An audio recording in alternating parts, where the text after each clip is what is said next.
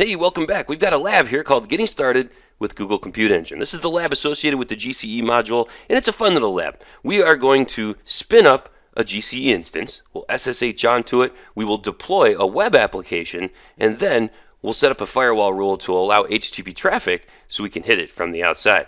Let's get started. Before we get started, let me show you where you can find the lab materials. So once again, head over to content.gcptrain.org and head over to the CP100A here, Google Cloud Platform Fundamentals. Click on that, and on the right-hand side are our lab docs. We're going to be working with the Module 6 lab, Getting Started with Compute Engine. Also, don't forget that for all of the commands that are inside of that lab document, you can download the command reference file and copy and paste the commands from there. Do not copy and paste them from the actual lab manual because you'll definitely come across problems with special characters and such. And also, there's a lab code download at the bottom. We're going to be deploying a lot of applications here going forward, the guestbook application, and you can actually find the code itself right here. So download that zip file, and you'll see there's a directory in there for each lab that contains code for both Java and Python versions of the code. All right, so we're good to go here, and I actually, again, downloaded all this stuff locally. So I'm going to bring up the lab document, and here it is. Getting started with Google Compute Engine. So just to give you a quick overview of what we're going to be doing here, we're going to use the Google Developer Console, the web UI, to spin up a GCE instance. Then we're going to deploy the guestbook application, which was written in Python. There's also a Java version you can work with as well, but we're going to be using the Python version here.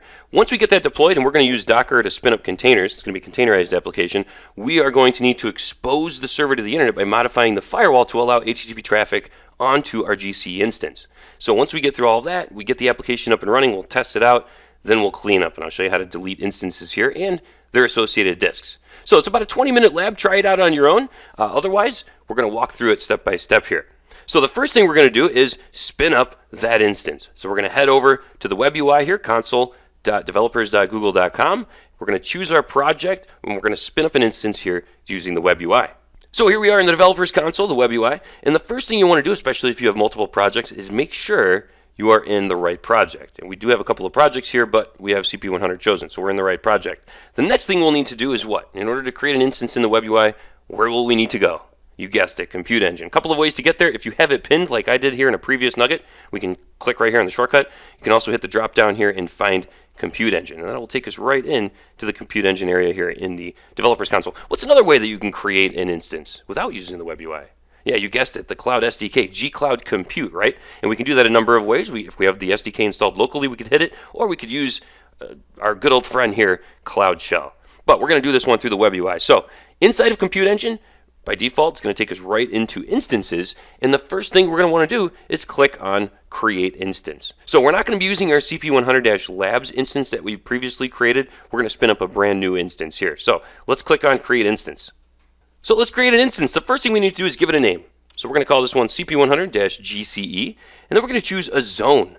The zone, again, is where this instance is going to live. You'll want to choose one closest to you. I'm on the East Coast, so once again, I'm going to choose US East 1B. Then we're going to choose a machine type. Again, this is the physical specification of the machine, the virtual CPU and memory that is going to power it. And if we drop this down, these are all the predefined classes that we can choose. But look at this little customize button over here. This is cool. Look at this. This will allow us to create a custom machine type where we can choose as many cores, as much memory as we want. Very, very cool. Let's go back to basic view here. The lab doc calls for us to create a small one shared virtual CPU with 1.7 gigs of memory. You can see your estimated costs over here by month, which is pretty cool.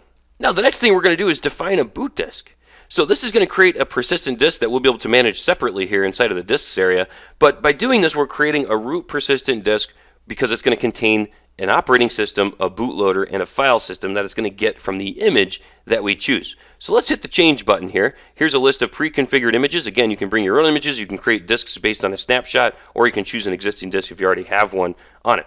Now, we're going to choose the Core OS stable OS here, image. And this is going to have everything, again, that we need to run the lab.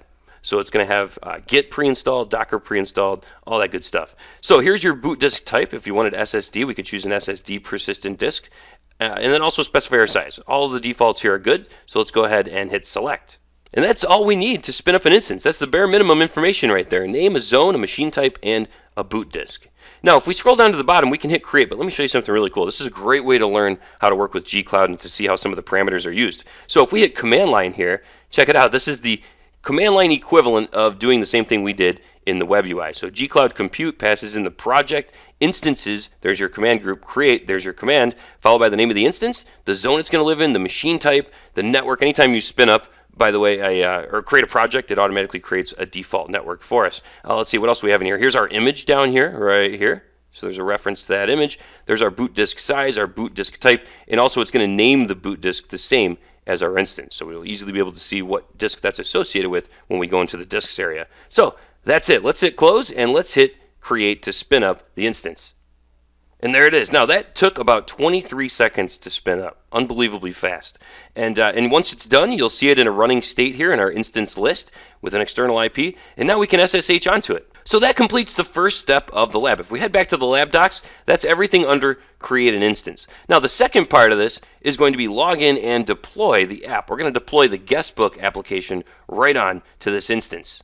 So let's go ahead and get onto this machine. A few ways we can do it. We can drop down the build button here, open it up in a new browser window, so SSH through the browser, which is what the lab doc calls for. But you could also view the gcloud command here, which is just simply gcloud compute SSH followed by the name of the instance, and we could do that through the local SDK if we have it installed locally, or through Cloud Shell. And what I love about Cloud Shell is we can do everything just in one window.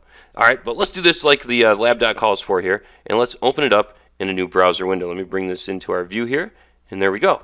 And here we are SSH'd right on to our CP100-GC instance that we just created. Now the first thing we're going to need is a back end.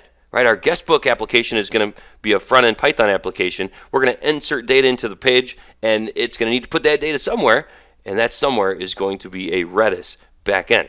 So we're going to spin up a Docker container based on the Redis image here that will serve as our database. And Redis is awesome. It can be used as a database, as a cache, as a couple of things, but it's essentially an in-memory data structure server. All right, so let's do this. Let's do a Docker run, and we're going to pass in the D switch here for detached. We're going to give it the name Redis_DB. That's what we'll reference it by. And then we also need to pass in the image that it will download from the Docker registry. Cool, that's it. So this is going to download that image and fire it up as a container, and we will have a Redis backend ready to go. So all we'll need to do next is download and build a container for our front end, and then link the two containers together, expose it to the internet, and we should be able to hit this application and put some data in it. Now you can actually see that container running as well if we do a Docker PS. Check this out. There it is. We've got our Redis container up and running. Now the next thing we're going to need to do is download the Python application from Git. So let's clone that Git repository locally here. Again, Git is already installed. So I'm just going to paste that command here, git clone, and here is that Python project. All right, so let's go ahead and hit enter, and that's going to clone it locally. And that's going to contain a Docker file inside of it as well as the application. So next we can run a Docker build command, which will build a new image from the source code and that Docker file. So it's done downloading here. Let's just do an ls, make sure we've got it. We do, there it is. So let's change directories right into there, and now we can do a Docker build. Pass in the T-switch here to tag it, give it a name. It's going to be CP100 Python-Redis. That's going to be the name we're going to reference it by here, and we're working inside of the local directory. Let's do it.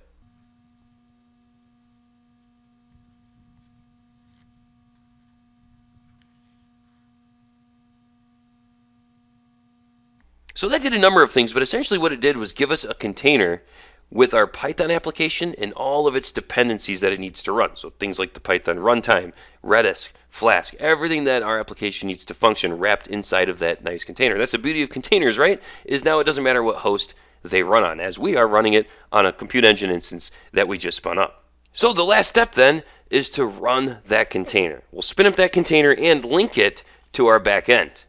So we're going to issue a Docker run command here. This is going to spin up a container based on the image that we just built above that contains, again, our Python application and all of its dependencies. We're going to open up to allow port 80 traffic onto that container, and we're going to link it to our Redis DB container that is already running. And that's it.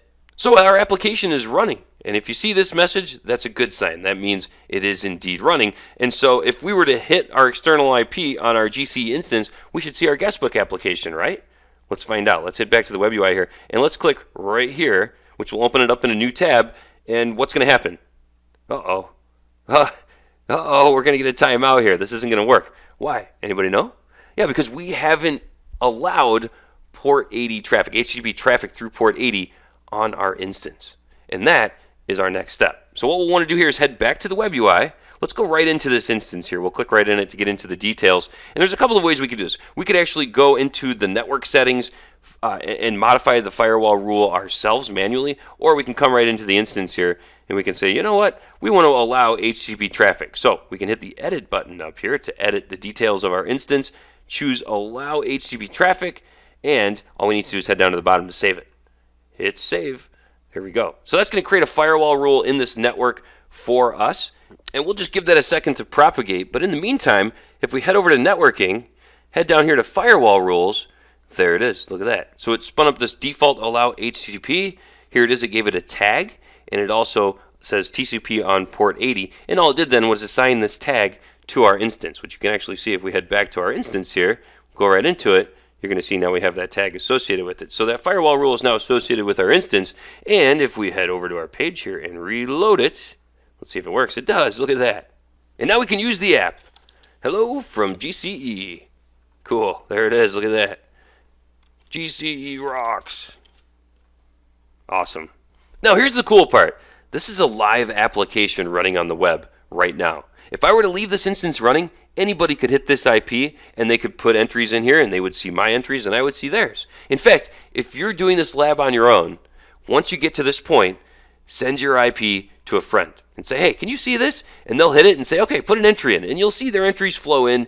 And again, they'll be able to see your entries. So very cool. We spun up an instance, ran a containerized application with a Python front end and a Redis back end, created a firewall rule to expose it to the internet, so it's literally live on the web through the external IP address on our instance. Awesome stuff. Now, let me show you how to tear down our instance. And again, there's a couple of ways to do this. We can do this in the web UI very simply by going into the instance details, which we are now, and we could hit delete. That'll stop it and clean it up, and also delete the associated boot disk. Because if we come down here, check this out. We've got this little checkbox, delete boot disk when instance is deleted. If we head over to disks, here is our boot disk right here. There it is. So that will automatically delete the boot disk with it. If you didn't want that behavior to happen, then you could again edit the instance, clear this check mark, and then you would delete the instance, but the boot disk was hanging around. You could spin up more instances and then reconnect it to that boot disk if you wish. The other way you could do this is fire up the SDK or Cloud Shell here and run a gcloud compute instances delete and pass in the instance name here, CP100-GCE, and that'll get rid of it. So I'm just going to go ahead and hit the delete button here. I left this checked, so this will also get rid of the boot disk, and we will be completely cleaned up. So that took a minute, but it's totally gone. Successfully deleted the instance here. We get the little message. Another way to do that is out here with the instance, not inside of the instance details, but the list of all of our instances. A great way to just manage all your instances in one shot. You can put a checkbox next to it and hit the delete button out here as well. Just don't delete your CP100 Labs instance quite yet. We're going to need that one. And let's just also verify that our disk went with it, and indeed it did. In the CBT Lab Nugget, we saw how to get started with Google Compute Engine. We used the developer's console, the web user interface there, to create a GCE instance. Then we got onto that instance via SSH, spun up a containerized application, and then enabled a firewall rule to allow HTTP traffic onto that instance, and we had a live application there exposed to the web. Then at the end here, I showed you how to clean up those resources by deleting our instance and the associated boot disk. I hope this has been informative for you, and I'd like to thank you for viewing.